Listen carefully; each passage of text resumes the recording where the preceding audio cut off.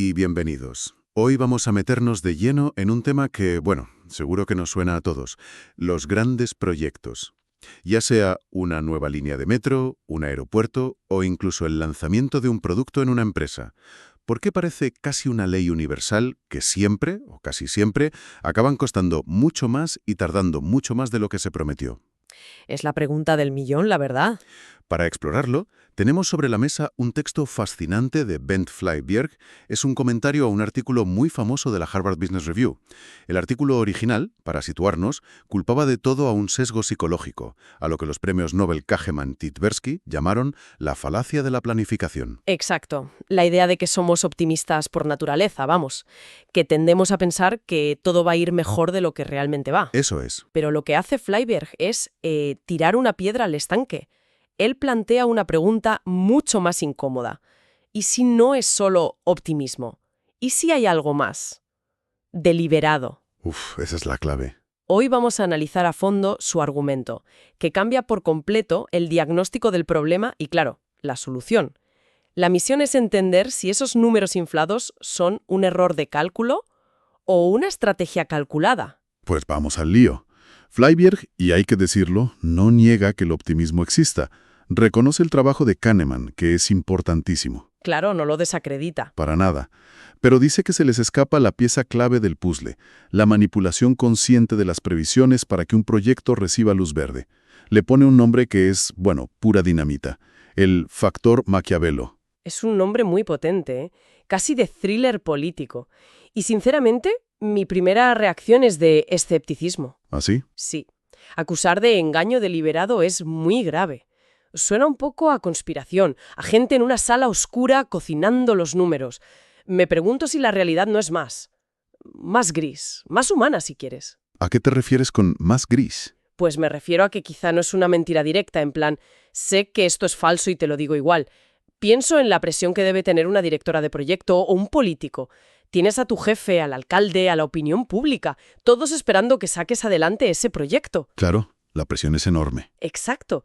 Si presentas los números reales con todos los posibles sobrecostes y riesgos, a lo mejor te dicen es demasiado caro, no se hace.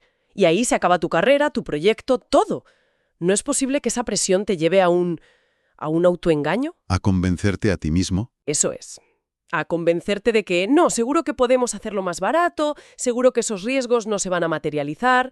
No es tanto mentir a los demás, sino mentirte a ti misma para poder seguir adelante. Es un mecanismo de supervivencia, casi. Entiendo el punto, ¿eh? La diferencia entre ser un mentiroso y ser alguien que se ha creído su propia propaganda. Pero aquí es donde Flyvbjerg saca la artillería pesada. No se queda en la teoría, presenta datos de un estudio masivo que su equipo realizó. Hablamos de proyectos de transporte durante 70 años. ¡70! 70 años es una muestra de datos enorme, desde luego. Cubre varias generaciones de gestores y de tecnologías. Exacto. Y los resultados son, como poco, para echarse a temblar. Por ejemplo, en proyectos de ferrocarril, los sobrecostes medios fueron del 45% sobre el presupuesto inicial. Un 45% más. Sí, ya ajustado por inflación. Pero para mí el dato más brutal es el de los beneficios, el de la demanda. El número de pasajeros que realmente usaron esos nuevos servicios fue, de media, un 50% inferior a lo que se había previsto. Un 50%. O sea, la mitad. La mitad. No estamos hablando de un error de un 5 o un 10% que podríamos atribuir al optimismo o a un imprevisto. Es como construir una autopista prometiendo 100.000 coches al día y que luego solo pasen 50.000. Y la pregunta que te lanzo es, ¿de verdad un autoengaño, por muy fuerte que sea, puede explicar un error sistemático de esa magnitud? ¿Fallar por la mitad una y otra vez? Vale. Reconozco que un error del 50% es un fracaso estrepitoso. Es difícil justificarlo con bueno, fuimos un poco optimistas. Sin embargo, y sigo mi papel de abogada del diablo, en proyectos que duran décadas, desde que se planean hasta que se inauguran, pasan muchas cosas. Por supuesto. Piensa en un plan de metro diseñado en los años 90 e inaugurado en los 2010.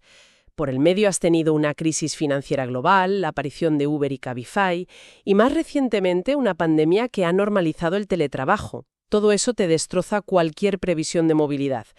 ¿No es un poco injusto culpar de todo a una manipulación inicial cuando el mundo cambia de forma tan radical? Y esa es exactamente la objeción que Fleyberg anticipa y, en mi opinión, desmonta de forma brillante. Y aquí es donde su argumento se vuelve casi irrefutable. Él dice: de acuerdo, aceptemos por un momento que son errores, ya sea por optimismo o por factores imprevistos. Si fuera así, como seres racionales, aprenderíamos. Claro, es la base del progreso. Cometes un error, analizas por qué y la próxima vez lo haces mejor. Debería haber una curva de aprendizaje. Exactamente. Los errores de previsión de los años 2000 deberían ser más pequeños que los de los años 70, porque tenemos mejores ordenadores, más datos, más experiencia acumulada. Pero sus datos demuestran que no es así. La magnitud y la frecuencia de los errores son prácticamente las mismas década tras década. ¿En serio? No hay ninguna curva de aprendizaje. Ninguna en 70 años. Espera. Eso sí que es llamativo. Ni siquiera con la llegada de la informática, los modelos predictivos, el Big Data, nada ha cambiado el patrón. Nada. Es como si un chef profesional quemara el solomillo exactamente de la misma manera, con el mismo punto de carbonización, todos los días durante 20 años. El primer día pensarías: qué lástima, ha sido un despiste. A la semana, este hombre es demasiado optimista con la temperatura del fuego. Ya, jaja. Pero, después de un año, ¿empezarías a sospechar que, quizás, le pagan por quemar solomillos? ¿Que hay un incentivo oculto que no estás viendo? Es una analogía demoledora, la verdad. Fleyberg dice que no es creíble que profesiones enteras de ingenieros, economistas y planificadores sean colectivamente incapaces de aprender de los mismos errores durante 7 décadas. Algo más tiene que estar pasando. Vale. Tengo que admitir que ese punto es muy, muy potente. La ausencia de aprendizaje a nivel sistémico es la verdadera anomalía a explicar. La excusa de los imprevistos o el sesgo cognitivo no explica por qué no aprendemos a tener en cuenta esos posibles imprevistos o a corregir ese sesgo. Exacto. El argumento del chef me obliga a replantear mi idea del autoengaño gris. ¿Y hacia dónde te lleva ese replanteamiento? Me lleva a pensar que quizás ambas cosas pueden ser ciertas, quizás los individuos se aprenden. La ingeniera que participó en el proyecto A y vio cómo los costes se disparaban, para el proyecto B ya sabe internamente que las cifras de partida son falsas. Pero no tiene el poder para cambiarlas. Ahí está, esa ingeniera no tiene el poder. El sistema, las reglas del juego, no han cambiado. El nuevo ministro o el nuevo CEO necesita anunciar un gran proyecto para su legado y se enfrenta a los mismos incentivos perversos que su predecesor. Si presenta una estimación honesta, su proyecto parecerá caro y poco rentable comparado con el de la región rival, que sí está inflando las cifras. Tiene que entrar en el juego. Para competir, tiene que jugar al mismo juego. El sistema obliga a la gente honesta a presentar cifras deshonestas para que las cosas se hagan. No es tanto una conspiración, es más bien una tragedia sistémica. Pensar quiénes son los actores de este sistema. Porque si esto no es un error, sino que cumple una función, la pregunta es: ¿a quién beneficia? Esa es la pregunta del millón, claro, porque el perjudicado está claro, el contribuyente o el accionista, que es quien paga los sobrecostes y sufre por los beneficios que nunca llegan. Pero, ¿quién gana? Pues pensemos en el ecosistema. Primero, los políticos. Para un alcalde o un presidente, anunciar un megaproyecto es una victoria mediática inmediata. La foto. La foto. Cortar la cinta inaugural, aunque sea años después y con un coste el doble de lo previsto, sigue siendo una foto que da votos. Los sobrecostes rara vez les pasan factura política directa, porque ese marrón le toca gestionarlo al que viene detrás. Cierto. Y luego están las grandes empresas constructoras y de consultoría. Para una consultora que hace los estudios iniciales, ¿hay algún incentivo para ser la aguafiestas que presenta un informe ultra realista y negativo? ¿Ninguno? Probablemente no. Es más fácil que te vuelvan a contratar si tus informes ayudan a que los proyectos se aprueben. Y para las constructoras, bueno, dependiendo del tipo de contrato, los sobrecostes pueden incluso significar más facturación y más beneficios. Totalmente. Y no olvidemos a los lobbies locales, las cámaras de comercio, los sindicatos. Todos quieren que la inversión se haga en su territorio. Promueve el empleo, mueve la economía local. La presión para que el proyecto salga adelante, cueste lo que cueste, es enorme. Al final tienes un montón de actores que se benefician a corto plazo de que el proyecto se apruebe. Y un perjudicado difuso a largo plazo, que somos todos. El sistema está diseñado para decir sí. Es un ejemplo perfecto de lo que en economía se llama un problema de incentivos perversos. El comportamiento que parece irracional desde fuera, presentar previsiones que sabes que son falsas, Se vuelve perfectamente racional dentro de la lógica del sistema. Si no lo haces tú, lo hará otra y se llevará el proyecto. Exacto. Y esto es crucial porque nos lleva directamente a la parte final del argumento de Flybjerg, la solución. Si el diagnóstico cambia, la medicina tiene que cambiar. Él cuenta que analizaron 4 posibles causas de estos sesgos: técnicas, económicas, psicológicas, el optimismo de Kahneman y políticas. La lucha de poder e incentivos. Justo. Y la que encajaba con todos los datos, sobre todo con la falta de aprendizaje, era la política. Y esto choca frontalmente con la solución que proponían Kahneman y Lobayo en el artículo original, ¿verdad? Choca de frente, sí. La solución de ellos, al ser un problema psicológico, era cognitiva. Proponían usar lo que llaman la visión externa. En lugar de hacer tu plan desde cero pensando que tu caso es único, te obligas a mirar una base de datos de cientos de proyectos parecidos. Una dosis de realismo estadístico. Eso es, para curar tu optimismo. En teoría, una directiva bien intencionada debería querer usarla para tomar una mejor decisión. Pero claro, si el problema no es de optimismo, sino de incentivos, esa herramienta es inútil. Es como darle una calculadora de última generación a alguien cuyo trabajo no es encontrar la respuesta correcta, sino conseguir que el resultado sea 5 porque es el número que su jefe quiere ver. Es una buena imagen. Si la visión externa te dice que tu proyecto va a costar un 45% más y tener la mitad de usuarios, no la vas a usar. Sería un suicidio profesional. La archivarías en un cajón y seguirías adelante con los números maquillados, que te aseguran la aprobación.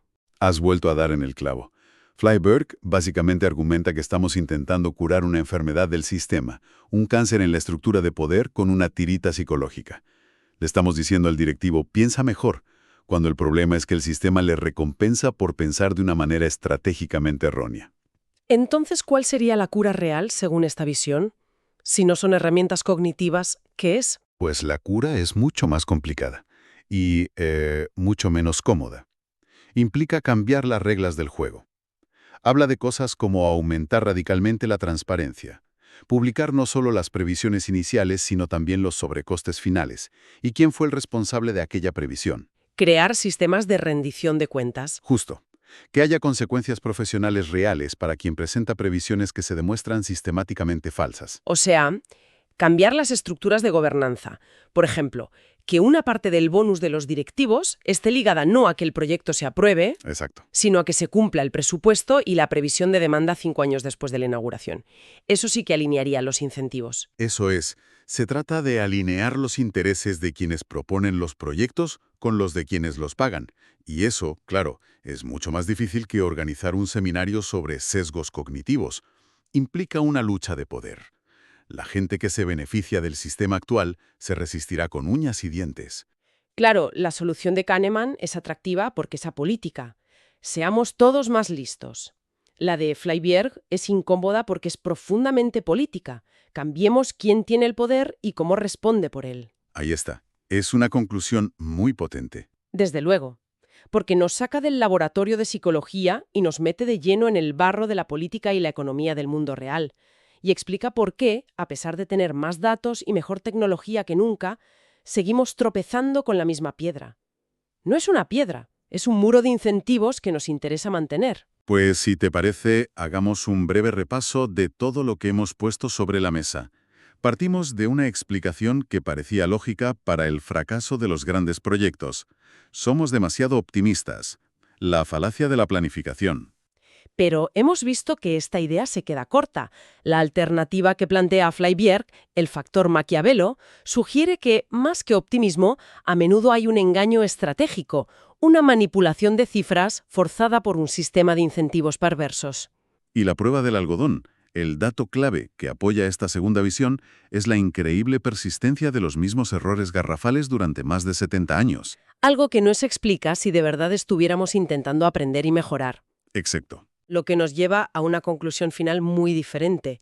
La solución no es tanto refinar nuestras herramientas mentales o nuestros modelos de predicción, sino reformar las reglas de gobierno, la transparencia y, sobre todo, la rendición de cuentas de quienes toman las decisiones.